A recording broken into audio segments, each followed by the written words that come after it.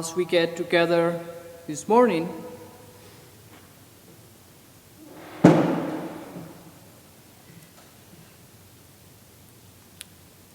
in our homes, with our families, to follow the celebration of the Holy Eucharist.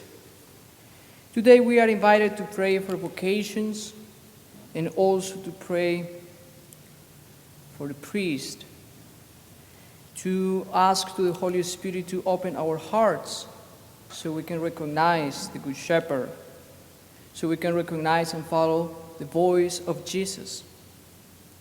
And for this, I have a special story to tell you that will help us to understand this World Day of Prayer for Vocations, and that will help us to understand the importance of vocations. What is it and how it comes, how it is important in our lives. Once upon a time, there was a little boy growing in a farm close to the city, where he had the freedom to go here and there. There were no major dangers like in the city. I would say the simple and humble boy who had enough to be happy. His grandfather was very Catholic and close to church. He served at the parish in many ministries. Once in a while, this boy will have the opportunity to go to church, sometimes with his grandparents, sometimes with his parents. Since it was not something that would happen constantly, it was very exciting for him every time he had the opportunity to go to church. He would see and stare at the priest, trying to figure out what was he doing, and amazed at what he was saying, thinking, I would like to be like him. Since he was 4 years old, he would be playing that he was a priest. And a way to show that, his parents used to say that he would be playing in this way. Since he had chickens at home, he would do mass to them and give communion to them, 1 grain of corn per chicken. As he grew up, he never stopped thinking about the idea of being a priest. It was something special he felt, but never understood exactly why. He was a normal boy, playing here and there with his brother, with his friends, helping at home. His father will always ask him to be at home helping his mom. He always wanted to be an altar boy, but never had the opportunity to do it. However, he was a leader of a group of children that would gather together once a month to pray. When he finished the high school, the big question came. What will he do now that the school was finished? He dreamed to have his own company, to help his family, probably to move to another big city. But while he was thinking about all of that, an extra opportunity appeared. It was to go to a mission trip. So he went to the mission trip, and there he would prepare himself to enter to the seminary in order to become a priest, as he always wanted and felt it. He was 16 years old when he entered the seminary. Quickly the years of formations went by. One day while he was in seminary, he was listening to one homily of a missionary priest from Africa. And he asked in his prayers to the Lord for an opportunity to one day go somewhere as a missionary where there will be a need of God, and he never thought it would come faster than he thought. When he was at the end of his formation, everything changed. He was not anymore in the seminary.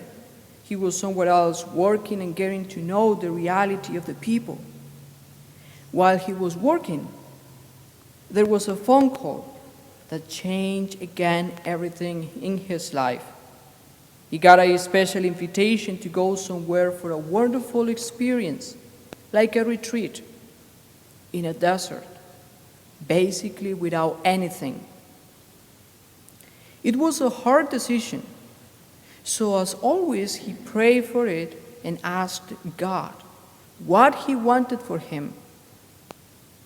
As he was in front of the Blessed Sacrament, he took the Bible and opened the passage from Genesis chapter 12, verse 1, that says, "Leave your native country, leave your relatives and your father's family, and go to the land that I will show you. I will make you a great nation. I will bless you. I will make your name great, so that you will be a blessing." This guy told Jesus with tears in his eyes, "Are you kidding me?" Not a greater sign he could get for what God wanted from him. So he prepared everything and went to the land God prepared for him. There God had prepared everything. God prepared a wonderful mission for him, to be a priest there, a missionary priest in a place in need of God and in need of priest. And the prayer he did years ago in seminary came true.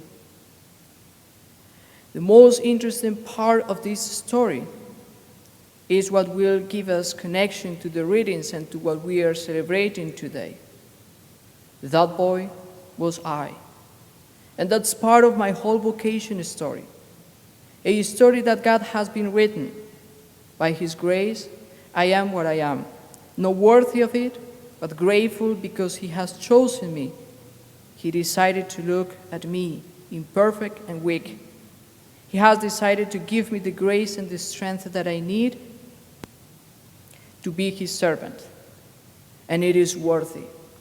It is worthy to serve God in this lifestyle.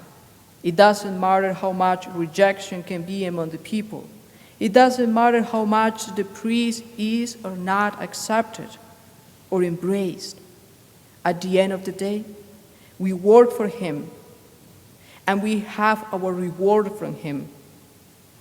You can have all the money of the world. You can have the best job. You can be famous, but without God, everything is lost. There is no happiness. It is worth it to be a priest and see how much we can help as a priest. It gives me so much happiness when I hear that people went to confession because something I said, or that I hear that their life changed because something I said in confession. There is no better happiness than knowing that the person you anointed or visited now looks peaceful and safe.